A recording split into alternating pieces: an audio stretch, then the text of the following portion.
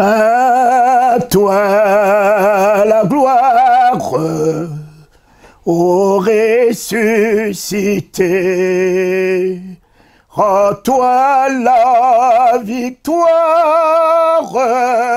pour l'éternité. Craindrai-je encore, il vit à jamais. Celui que j'adore, le prince de paix. Il est ma victoire, mon puissant soutien. Ma vie et ma gloire, non, je ne crains rien. À toi la gloire, ô ressuscité. À toi la victoire pour l'éternité.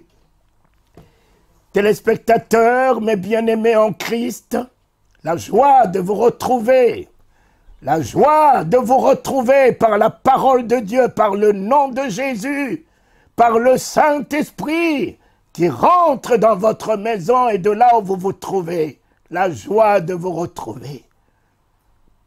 Je vais alors vous donner une petite vision. Comment Adam est-il tombé?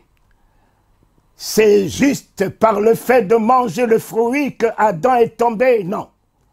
On m'a appris que c'est parce que Adam et Ève ont mangé le fruit qu'ils sont tombés. Non. Je vais vous donner les raisons. En bref, qui a fait tomber Adam et Ève, qui a fait tomber le monde. Alors, dans le jardin d'Éden, Genèse 1, il y avait deux arbres. Il y avait l'arbre de la connaissance et l'arbre du fruit de la vie. L'arbre de la connaissance, il y avait deux arbres principaux. Et voilà ce que Dieu a dit dans le livre de Genèse 2,16. Voilà ce qu'il dit. 2,16, 15 et 16. L'Éternel Dieu donna cet ordre à l'homme. Tu pourras manger de tous les arbres du jardin, mais tu ne mangeras pas de l'arbre de la connaissance du bien et du mal, car le jour où tu en mangeras, tu mourras. Permettez que je souligne quelque chose. Le jour où tu mangeras du fruit de la connaissance, du fruit de la connaissance, tu mourras. Voilà l'ordre que Dieu a donné. Le pauvre Satan, qui ne peut pas avoir la faculté de l'arbre de la révélation, il n'avait que la vision de l'arbre de la connaissance. Il a pris le fruit de l'arbre de la connaissance. Il a amené à Ève et il lui a dit, Ève, mange le fruit de la connaissance. Le jour où tu en mangeras, tu connaîtras comme Dieu. Tu connaîtras le bien et le mal. Mais Ève, quelle connaissance encore tu vas retrouver dans un fruit? Quelle connaissance du bien, Ève, pauvre Ève, tu vas retrouver dans un fruit? Tu es plus grande qu'un fruit. Mais tu as toujours la connaissance du bien. Celui qui vient dans ta présence tous les soirs. Quelle autre connaissance du bien tu vas chercher dans un fruit? Mes enfants, elle va manger le fruit de la connaissance. Vous qui dites, oui, c'est lui qui l'a dit, faute de la connaissance, mon peuple périt. Mais Arriver au moins au niveau de la connaissance pour pouvoir aspirer à la révélation. Arriver au moins à la connaissance. Vous n'arrivez même pas au niveau de la connaissance. Vous ne pouvez pas aussi aspirer. Aspirer à la révélation. Et vous conviendrez avec moi que personne ne peut connaître Dieu. Dieu ne se connaît pas. Dieu se révèle. Dieu ne se connaît pas. Tu vas le connaître sous quel angle? Tu vas le connaître sous quelle forme? Tu vas le connaître comment? Dieu ne se connaît pas. Dieu se révèle. Tu sais, même mon épouse à moi qui dort dans mes bras, je ne peux pas faire la prétention que je connais Astrid. Et Astrid, dans les bras de qui je dors, Astrid ne peut pas faire la prétention qu'elle me connaît. Parce que ce que j'ai dans ma tête, même en dormant dans ses bras, dans ma tête même contre elle, elle ne sait pas. Ce que j'ai dans mon cœur contre cette femme que je dis chérie, chérie, elle ne voit pas, elle ne connaît pas. Nos enfants qui sont nés de nous, qui peut faire la prétention qu'il connaît ses enfants? Mon ami, qui connaît qui? Qui connaît qui? Et Dieu encore, tu vas le connaître comment? Dieu se révèle.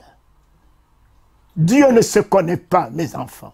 Et la parole de Dieu, on ne la connaît pas. On connaît la Bible, qui est un livre de raisonnement, un livre de philosophie, un livre religieux. On peut la connaître, la Bible.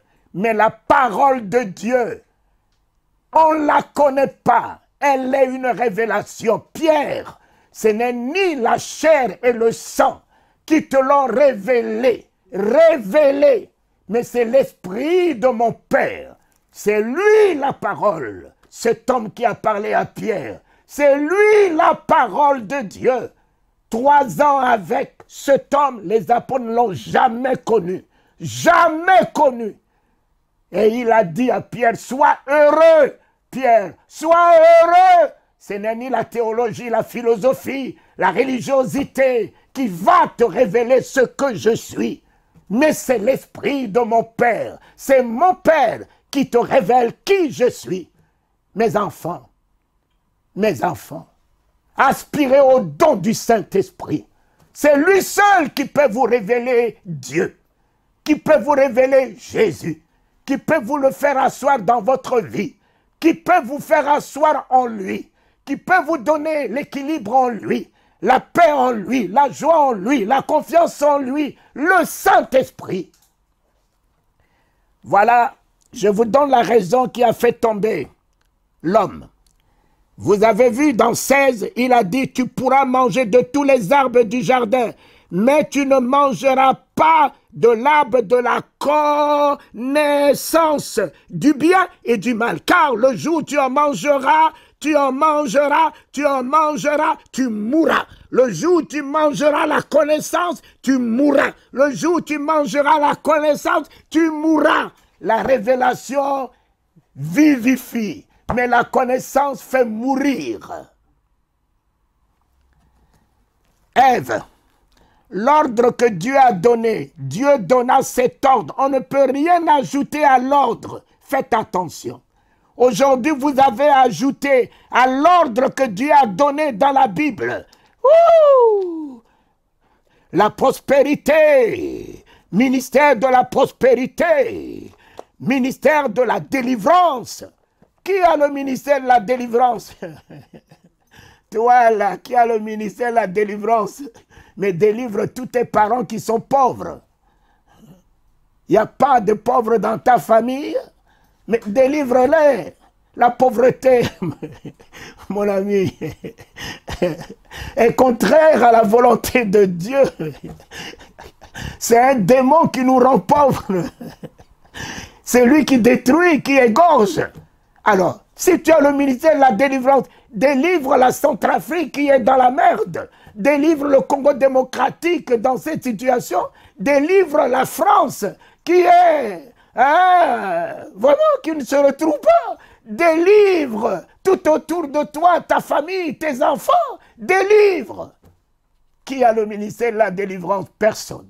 Et dans les 5 ministères que Dieu a donnés, il n'y a pas le ministère de la délivrance. Il n'y a pas le ministère de la prospérité. Donc celui qui ajoute devient dangereux. Celui qui retranche devient dangereux. Voilà ce qui a fait tomber le monde. 3. Le serpent était le plus rusé de tous les arbres des champs que l'Éternel Dieu avait fait. Il dit à la femme, Dieu a-t-il réellement dit, oh papa, vous ne mangerez pas de tous les arbres du jardin? La femme répondit au serpent, nous mangeons du fruit de l'arbre du jardin, mais quant au fruit de l'arbre qui est au milieu du jardin, Dieu a dit, vous n'en mangerez point et vous n'y toucherez point de peur que vous ne mouriez. Voilà l'ordre que Dieu a donné et voilà l'interprétation de l'ordre. Dieu a donné l'ordre, je me répète, tu pourras manger de tous les arbres du jardin, mais tu ne mangeras pas de l'arbre de la connaissance du bien et du mal, car le jour où tu en mangeras, tu mourras.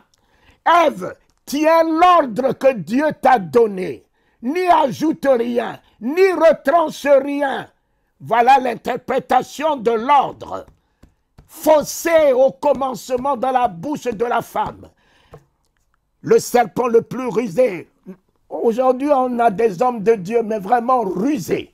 Quand il te prend la parole de Dieu, il te pille, il te raquette, il te fait faire des choses et après tu te retrouves dans la merde, dans les difficultés.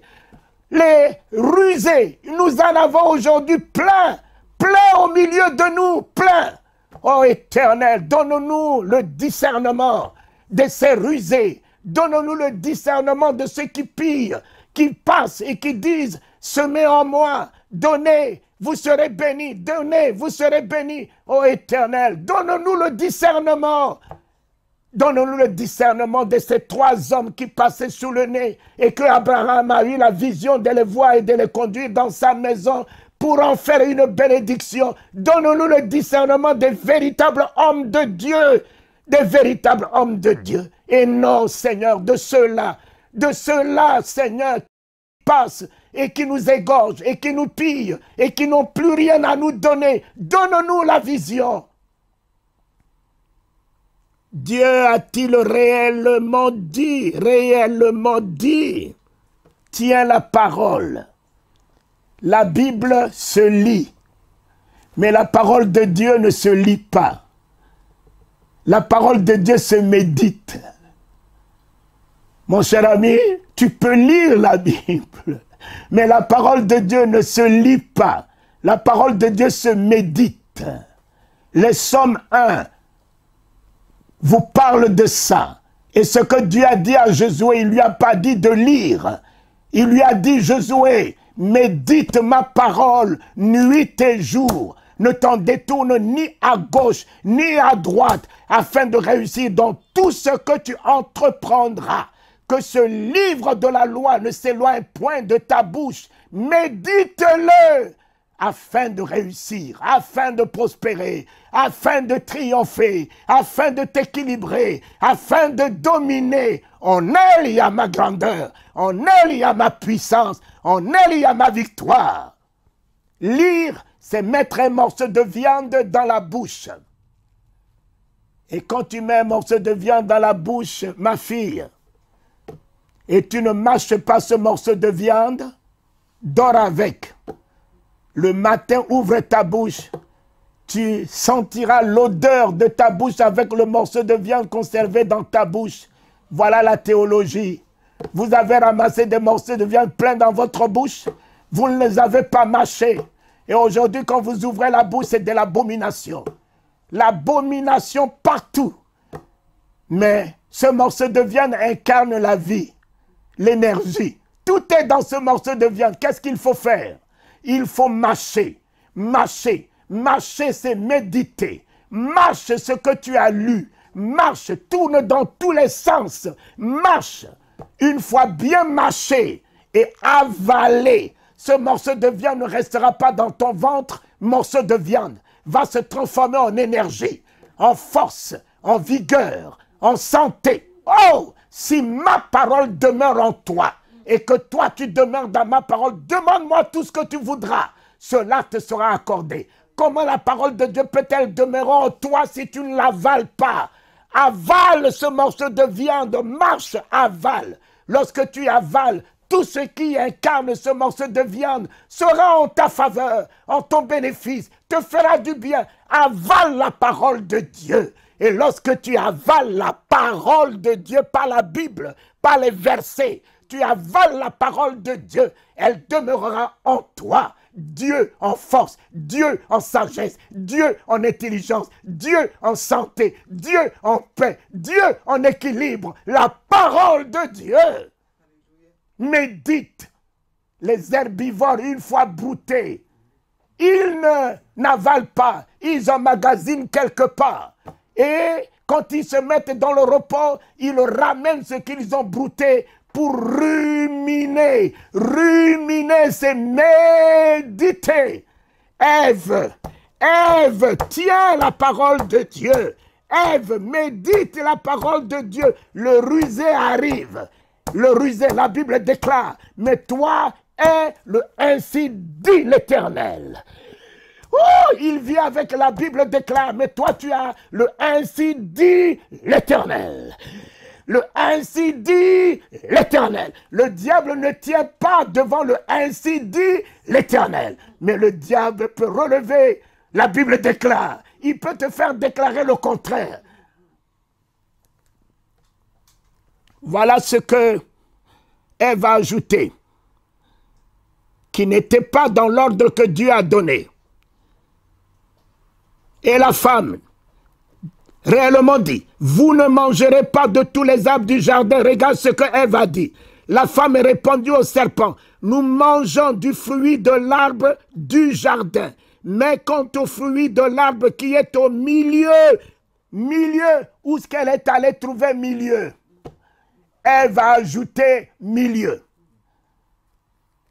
Vous ne toucherez point et vous ne mangerez pas. Où est-ce qu'elle est allée trouver toucher? Il n'y avait pas touché dans l'ordre que Dieu a donné. Elle va ajouter 2. De peur que vous en mouriez. Où est-ce qu'elle est allée trouver peur? Elle va ajouter 3. Voilà le péché. Le péché n'est pas le fait de manger le fruit. Ils ne sont pas encore arrivés au fruit, mais ils sont déjà tombés. Parce qu'ils n'ont pas tenu la parole de Dieu. Oh Seigneur, donne-nous à tenir ta parole dans ce monde perverse, dans ce monde d'hypocrisie, dans ce monde de fausseté. Donne-nous à tenir ta parole. Satan était venu vers toi. Il est écrit, tu avais aussi écrit. Il est aussi écrit. Il est écrit. Il est aussi écrit. Et le diable n'a pas tenu devant la puissance de la parole qui sortait de ta bouche, l'équilibre de la parole qui sortait de ta bouche, la puissance de la parole qui sortait de ta bouche. Donne-nous, Seigneur, donne-nous à tenir ta parole, à méditer ta parole, à vivre ta parole, à mettre ta parole en pratique, à vivre la plénitude de ta parole. Homme de Dieu, femme de Dieu, voilà l'exhortation que je me permettrai de partager en ce début de Nouvel An. Il n'y a rien de nouveau sous le soleil. Quand on me dit Nouvel An, vous n'avez pas vu un nouveau ciel, une nouvelle terre. Oh, c'est ça, le même monde avec les tueries. Tu rouvres la télévision. Oh, 10 000 sont tués ici, bombardés ici, terrorisme ici. Alors, qu'est-ce qui est Nouvel An? Nouvel An, c'est où? Il n'y a rien de nouveau sous le soleil. Rien de nouveau. Les mêmes mentalités, les mêmes comportements, les mêmes attitudes, le même langage. Rien de nouveau. Mais le Nouvel An, c'est un homme. Quand il est né, toutes les années précédentes étaient abolies. Tout a commencé par lui. Jésus avant, Jésus après. Après Jésus, avant Jésus. Après Jésus, il était le carrefour. Le carrefour. Merci, papa. C'est toi le nouvel an.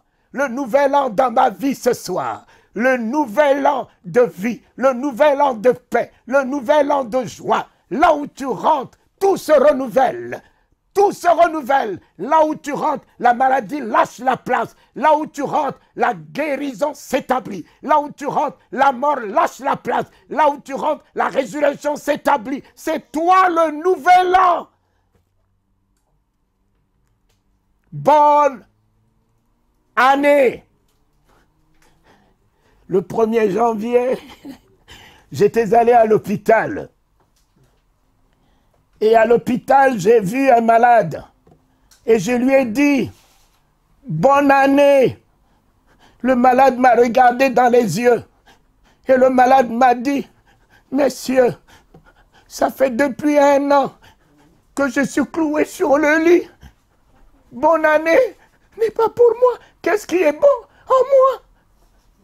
Oh, quand cet homme a dit, la bonne année n'est pas pour moi, regarde l'état dans lequel je me trouve depuis 1 an, cloué sur le lit. J'ai compris. Et j'ai dit à Jésus, Jésus, Pierre, quand il est venu retrouver le paralytique mendiant, il a changé l'année de paralysie en année de dignité. Il a changé l'année de pauvreté en année d'honneur. Oh Seigneur, de considération. Il a changé l'année de la honte de cet homme. Regarde ce que je suis. Un homme me dit, la bonne année, qu'est-ce que je peux lui apporter pour changer ces années de deuil, ces années de maladie? Éternel, ce que j'ai, je lui donne. Et je lui ai imposé les mains. Et j'ai dit, oh Jésus, tu es la bonne année en moi. J'établis cette bonne année dans la vie de cet homme. Finis les années de la honte de maladie. Toi, Satan, tu déguerres plus de ce corps. Toi, maladie, tu n'as plus de place dans ce temple que je vais appeler et établir le palais dans lequel maintenant tout doit s'écrier gloire. Gloire. Fini les cris de douleur, de honte, de pauvreté, du ridicule, d'insomnie et des visites nocturnes. Merci Seigneur, je suis la bonne année. Christ en moi, je suis la bonne année pour ma famille. La bonne année pour les veuves, les orphelins. La bonne année pour les malades. La bonne année. Nous sommes l'église et la bonne année. La bonne année. Merci Seigneur. Merci Papa. C'est nous qui portons la merveilleuse année qui est le Christ en nous. Et là où nous allons, les années de ténèbres deviennent les années de lumière. Là où nous allons, les années de pauvreté deviennent les années de richesse. Là où nous allons, les années de lèpre deviennent les années de sanctification, d'irrépréhensibilité. Là où nous allons, nous changeons l'eau en vin, les ténèbres en lumière. Alléluia. C'est nous qui sommes la bonne année. Soyez la bonne année partout où vous allez, dans vos foyers, dans vos entreprises. Soyez la bonne année. Oh, que l'Éternel fasse de vous ce nouvel an. Les choses anciennes sont passées. Toutes choses deviennent nouvelles. C'est toi, le nouvel an. Les années de servitude sont finies. D'esclavage sont finies. De stérilité sont finies. De blocage sont finis. Voici le nouvel an. Christ en toi. L'assurance à jamais de la gloire, de toute vie et de toute prospérité. Tenez la parole de Dieu. Ève a échoué en ajoutant, en retranchant. Le fruit, c'est la conséquence de la non-maîtrise de la parole de Dieu. Mais Ève était déjà tombée puisqu'elle a ajouté milieu. Elle a ajouté toucher. Elle a ajouté peur dans la parole de Dieu. Voilà ces panachés que nous vivons aujourd'hui dans les églises. Et que les gens ne veulent plus aller dans les églises Parce que vraiment, on a tout dulié. On a tout dulié. Les gens n'ont plus besoin d'aller dans nos églises. Heureusement que nous avons des maisons comme celle-là qui transmettent jusqu'à dans votre maison, dans vos maisons et dans même vos téléphones, la parole de Dieu pour que vous soyez édifiés. Heureusement que le Saint-Esprit suscite vraiment des instruments glorieux, merveilleux, comme ce que nous avons ici, ce studio de télévision, de radio, pour véhiculer la parole, le vent de paix, le vent de joie, la révélation du Christ qui rentre dans ta maison, qui rentre dans ta voiture, qui rentre dans tes projets, qui rentre dans ta vie, rentre dans la vie de tes enfants, en sagesse, en intelligence, la vie de ton mari. Renouvelons le premier amour qu'il a perdu, établissons la fidélité dans son cœur, l'intégrité, l'honnêteté, la vérité. Ô Éternel, merci infiniment, merci infiniment. N'ajoutez rien, ne retranchez rien. Et pour alors ne pas retrancher, ne pas ajouter, médite la parole de Dieu. Sois assis dans la parole de Dieu, équilibré dans la parole de Dieu. Et fais asseoir la parole de Dieu en toi. Et tu ne pécheras plus contre l'Éternel. Ainsi soit-il. Ô Éternel notre Père, merci pour le Christ. Ta parole encore ce soir, ta parole encore à cet instant que tu envoies vers nous. Béni soit ta parole. En elle, il y a la guérison. En elle, il y a la vie. En elle, il y a le bonheur. En elle, il y a la consolation. En elle, il y a la résurrection. Ô Éternel, gloire et louange à toi. Ta parole ne te retournera jamais sans effet. Je l'établis dans la vie de tous ceux qui ont eu la grâce de l'entendre. Car il n'est pas donné à tout le monde d'entendre. Tout le monde peut écouter. Mais entendre ne vient que de toi, Seigneur. Tout le monde peut regarder, mais il n'est pas donné à tout le monde de voir. Tout le monde peut avoir la connaissance, mais il n'est pas donné à tout le monde la révélation. Alors ouvre les yeux de ton peuple, à entendre ta voix. La foi ne vient que par ce qu'on entend et non ce qu'on écoute, l'Éternel.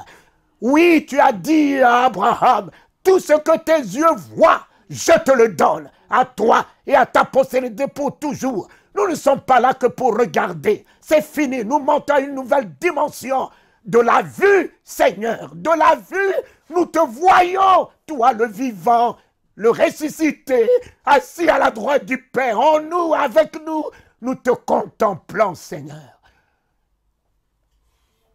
Je libère ta guérison dans les corps malades maintenant même. Je libère de ton nom la guérison de tous les corps. Je libère de tes meurtrissures la guérison de tous les esprits et de toutes les âmes. Et ce que j'établis ici-bas est établi dans le ciel. Telle est l'investiture que j'ai reçue de toi.